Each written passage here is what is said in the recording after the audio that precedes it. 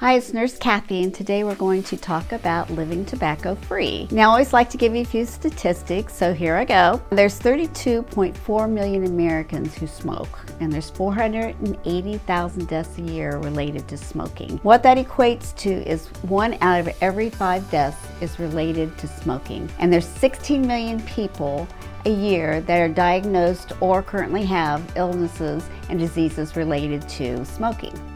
Now, there's no tobacco product that is safe, and neither is the secondhand smoke that's produced from smoking. A non-smoker has a 20 to 30% chance of developing lung cancer by living with a smoker, and there's approximately 3,000 Americans a year that die with lung cancer because they have been exposed to secondhand smoke. Now, let's think about our children. They also can be exposed to secondhand smoke by living with a smoker. Now, children who live with smokers tend to have more frequent ear and respiratory infections. Those that have asthma tend to have more frequent episodes of their asthma and exacerbation of asthma. And also there's a risk of SIDS, sudden infant death syndrome, with small children. Just think of all the time that we are spending at home now, how much more exposure our family has to secondhand smoke. Quitting is hard. We all know it's hard. Nicotine is addictive. It's a habit. It becomes a habit just as much as your daily morning cup of coffee. It becomes a habit just as much as you getting up every morning at the same time, going to bed at the same time, but it's part of your daily routine. And also it can serve as a crutch. For a crutch to be used when we're under stressful situations to grab that cigarette. Now, how do you quit? Well, the first thing you have to do to have a successful quitting program is you have to want to quit. You have to want to quit, and you have to determine the method that you're going to utilize to quit. Now, the first thing to do is make an appointment with your doctor, discuss this with your doctor. Come up with a plan on the method that you're going to use to quit. Your doctor can help you with nicotine replacement therapy. Your doctor can help you with prescription medications, and they can also help lead and guide you towards cessation programs. Second thing you need to do is recognize the triggers that would want you to start smoking. Eliminate those from your home. You want to get rid of all your cigarettes, your ashtrays, your lighters. Don't keep a pack of cigarettes around for a just-in-case situation. Eliminate it all. Thirdly, you want to find a support system. It might be a community support system, might even be a friend that stopped smoking. And then also, the last thing you need to do is find an alternative to smoking. Some people say, well, I'm used to having it in my hand. I'm used to having something in my mouth.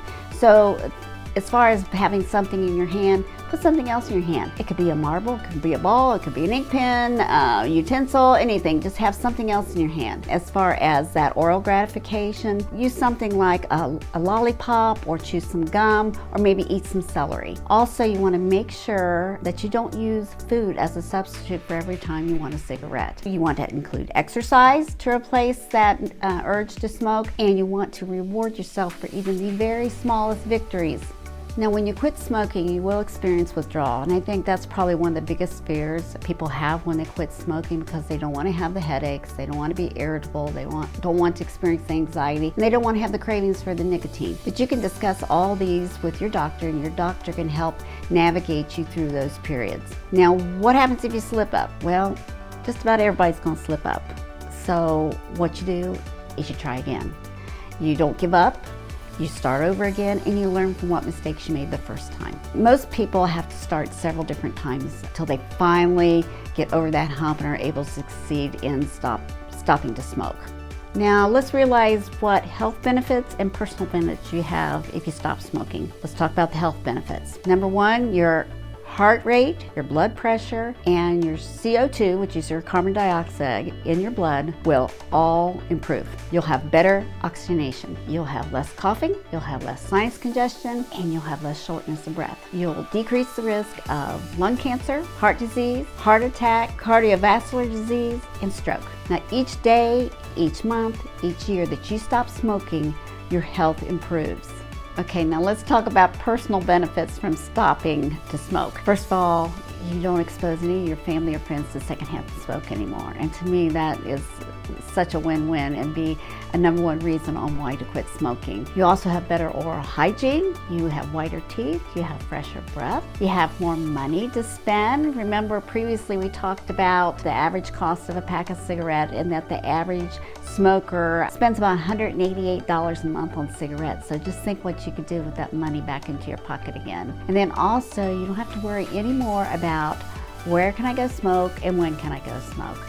You gain control of that back again, so you don't have any worries there. So as a city employee, you do have access to Quit for Life, and you can go to your Benefits and Wellness website and you can find out more information on the program. I think it's a really great program for everyone. The Quit for Life program is designed to help you exactly what it says, quit for life. So please take advantage of that if you're a smoker and do something for yourself and for your family by quitting. So that's all for me today. I want to remind everybody to watch Ashley on Monday. She's going to be talking about men's health and food for men's health. And then I want to remind everybody that I will be out of the office next week, but I still welcome any emails or phone calls. I'll just respond to them when I return. I'm going to be taking some time with my family. Please enjoy the holiday. We have a lot to be thankful for this year, even though it's been a rough year, but there are still many blessings out there. So take care, be safe, wear your mask, and have a great holiday.